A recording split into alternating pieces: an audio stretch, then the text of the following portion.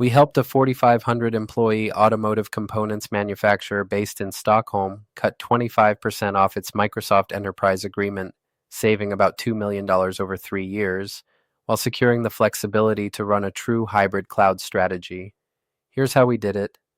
Their renewal proposal was $8 million. Microsoft was pushing for more E5 licenses and a bigger Azure commitment, but most employees didn't need full E5 features, and the company wasn't ready to move all workloads to Azure yet.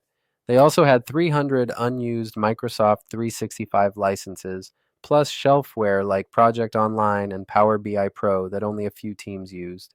We started with a full audit of their Microsoft 365, Azure, and on-prem licenses.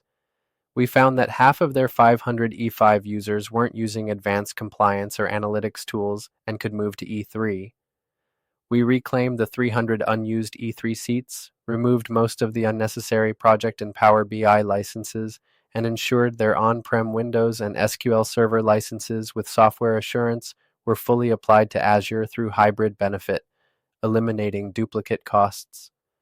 Then we rebuilt their agreement. We kept E5 for about 250 key users, shifted the rest to E3 with targeted add-ons, trimmed Azure commitments to match actual consumption, and negotiated flexibility to expand cloud usage later without prepaying for capacity.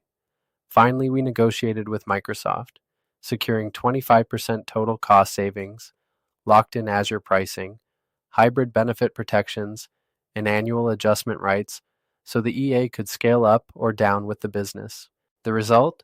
Their Microsoft EA dropped from $8 million to $6 million over 3 years, with no loss of critical features, full compliance, and the agility to grow their Azure use when it makes sense, not when Microsoft tells them to.